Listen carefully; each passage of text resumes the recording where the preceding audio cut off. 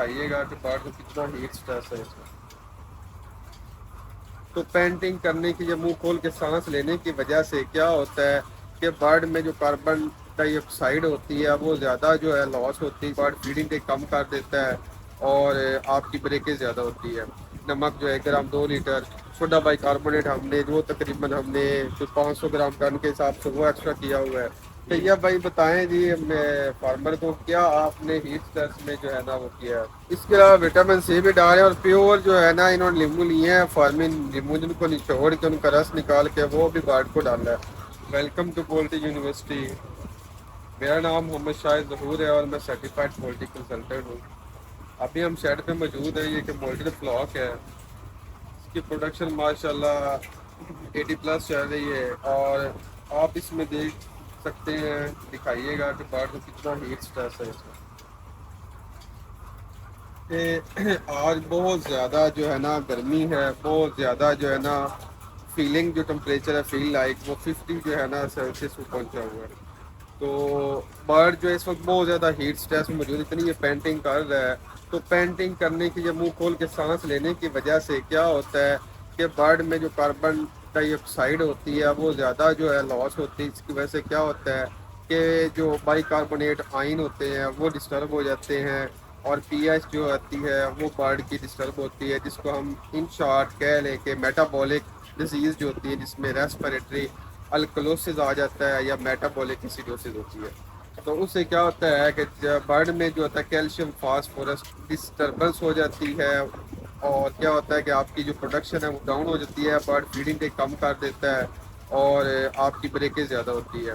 تو ہم نے اس کا جو ٹریٹمنٹ بتایا ہوا ہے وہ ہم کر رہے ہیں۔ ایک تو ہم اس کو ہوم میڈ الیکٹرولائٹ چلا رہے ہیں، جیسا کہ فیڈ میں ہم نے الیکٹرولائٹ، نمک جو ہے gram 2 litre, soda bicarbonate ہم نے جو تقریباً ہم نے 500 گرام ٹن کے حساب سے وہ ایکسٹرا کیا ہوا ہے اور اس کے علاوہ جو منرل ہیں ان کو ایکسٹرا کیا ہوا ہے۔ اس کے علاوہ جو ادر ریمیڈی ہیں وہ میرے ساتھ میرے دوست موجود ہیں، فارم آنر موجود ہیں، وہ آپ کو بتائیں گے کہ سیویئر ہیٹ سٹریس میں وہ خود کو کس طرح نکال رہے ہیں اور انہوں نے جو ان ایمرجنسی سچویشن میں کیا انہوں نے کیا ہے۔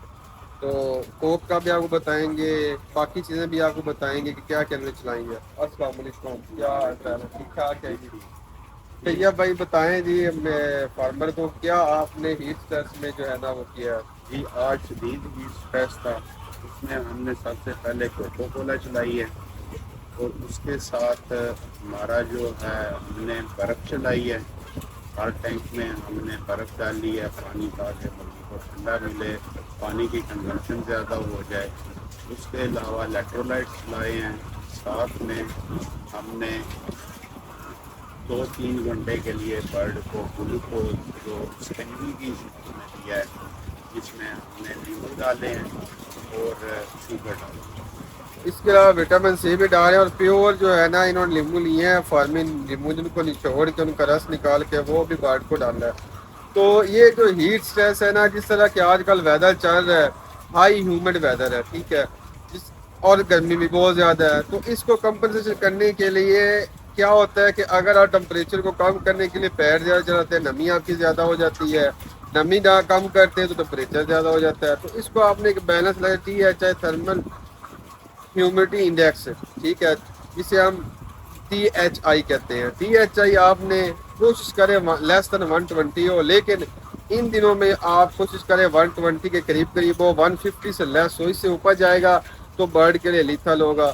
تو اس حساب سے اپنی نمی اور ٹمپریچر کو مناسب لے کے چلیں، ٹی ایچ آئی کا خیال رکھیں اور برڈ کو جو کمپنسیٹری میکانزم ہے، جو برڈ میں ہیٹ سٹریس کی وجہ سے جو اس کے الیکٹرولائٹ یا اس کا ایسڈ بیس بیلنس ڈسٹرب ہوتا ہے، اس کو آپ نے کمپنسیشن کرنی ہے تاکہ اس کے جو پی ایچ ہے بلڈ کی وہ مینٹین رہے اور آپ کی پروڈکشن سسٹین رہے اور آپ کا برڈ کی موٹیلٹی کم سے کم ہو۔